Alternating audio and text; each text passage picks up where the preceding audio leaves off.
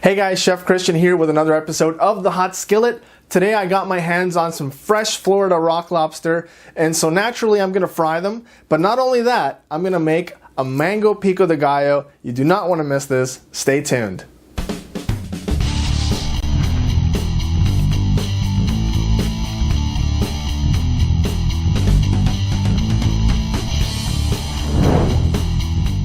Alright, let's start out with this little bowl here. We have 1 tomato chopped, 3 cloves of garlic, we have the flesh from 1 mango, and we have about half a cup of fresh chopped parsley. Now this is going to be for the mango pico de gallo, which I'm going to show you second. Okay, here we have 2 beautiful Florida rock lobster tails. These are warm water rock lobsters. They are sweet, they are delicious.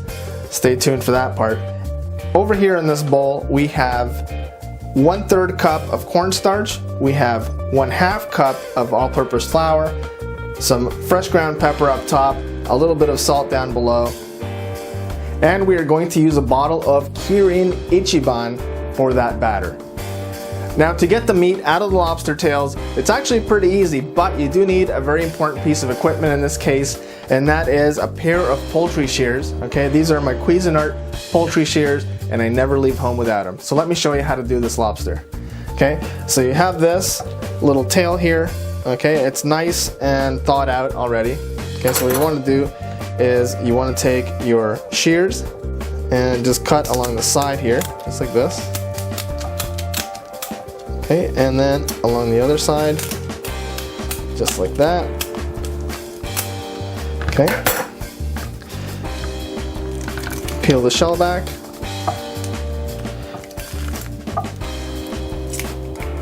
And there you go. You have a nice little piece of fresh lobster meat, and you can discard the shells. Alright, now next thing you're gonna do is you want to devein these. Okay, just like shrimp, these lobsters have a little vein that runs along the back.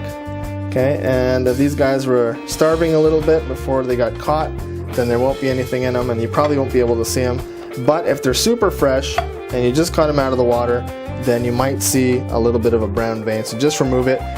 These here are totally clean, no need to do that. Okay, so the only other step I'm going to take is just cut these into little chunks. Alright, so I got these here on a plate. Just going to sprinkle them with a little salt and pepper.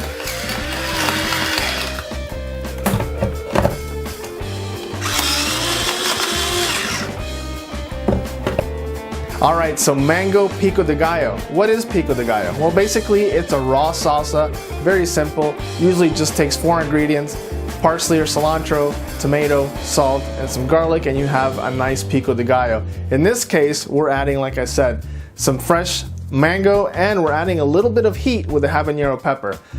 Now there's one piece of hardware that is going to make this part of the recipe really easy for you, and that is if you get your hands on a really good food processor. Okay, for this episode I'm using a really nice Cuisinart 14-cup food processor. I've spared nothing but the best for you on this one, so let's continue on to putting this pico de gallo together. Alright, so like I said, nothing could be easier than this part of the recipe. So we take our bowl of ingredients. I'm actually going to take this little bit of habanero pepper and cut it down to like 1/5, okay, because I really don't want this to be like battery acid spicy. I just want it to be a little bit spicy. Alright, so let's take all these ingredients, we'll throw them into the food processor. Okay, there we go.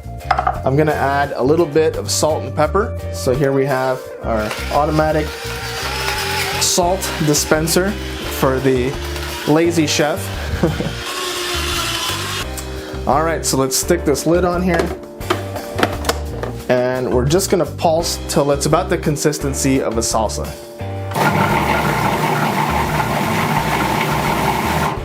Alright.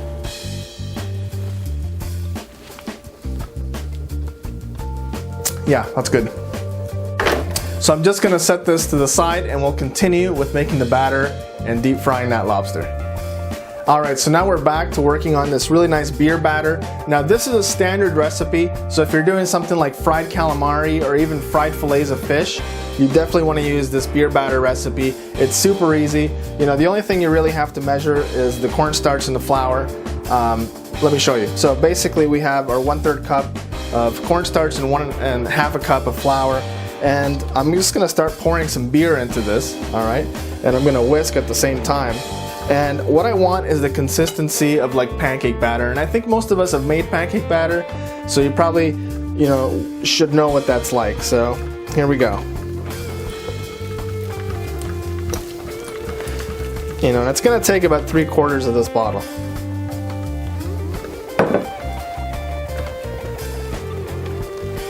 And you're gonna see all these bubbles here, and that's what makes this so fluffy and light and airy when you deep fry it, is the fact that you have, you know, the carbonation from the beer in this batter.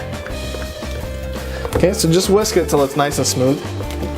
All right, now let's get the lobster. Let's toss it in a little bit of flour and get the deep fryer going. Okay, this recipe is all about organizing yourself. So now we have our deep fryer with a thermometer that tells us how hot the oil is. We have our bowl of beer batter. Over here I've lined a plate with some paper towel. And then finally we have our rock lobster sitting on this plate with a little bit of extra flour. Alright, so the oil is almost at 400 degrees, so let's get into this recipe and finish it up. So what I'm going to do here is take a little bit of this flour and sort of coat these little chunks of lobster. Okay, and what that's going to do is that's going to give it that first layer of adhesion. So this flour is going to stick to the lobster, and then the batter is going to stick to the flour. Alright, so just give it a little toss. Make sure all the pieces are nicely coated. Alright, and then we move further down the line over to our batter. Okay, so now you want to start dropping your pieces of lobster into this wet batter, into the beer batter. Okay, and sort of just move them around there and get them nicely coated. Okay.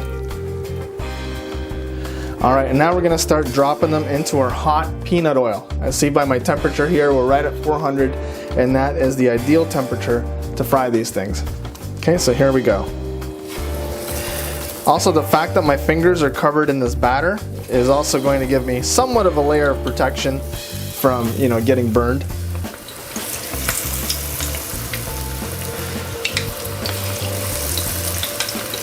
Now, I'm not dipping my fingers in the oil. What I'm talking about is if the oil splashes up on me, that batter might protect me a little bit. Okay, so I'm certainly not suggesting that you stick your fingers in the hot oil.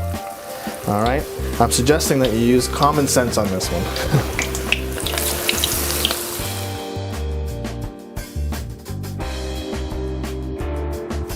By the way, this is a spider. This is an invaluable tool when you're deep frying. I suggest you go to your nearest Asian market and get yourself one. Alright, so we're moving these little guys around. Okay, look at that. That's beautiful.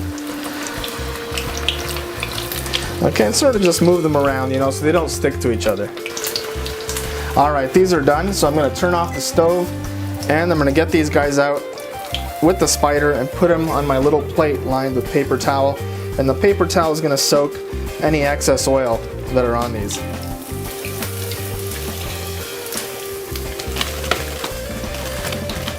Alright, one more. Wow, look at these things. And trust me, they taste just as good as they look. Now to plate these guys, really simple. Just lay them out on a plate here. I have the mango Pico De Gallo here in a little ramekin. Okay, just pile these up here. Alright, we'll put some fresh cut limes on the sides here. Okay, and we're going to garnish it with a little bit of fresh chopped chives. And here you go. There's a dish fit for a king, or in my case, a lobster lover.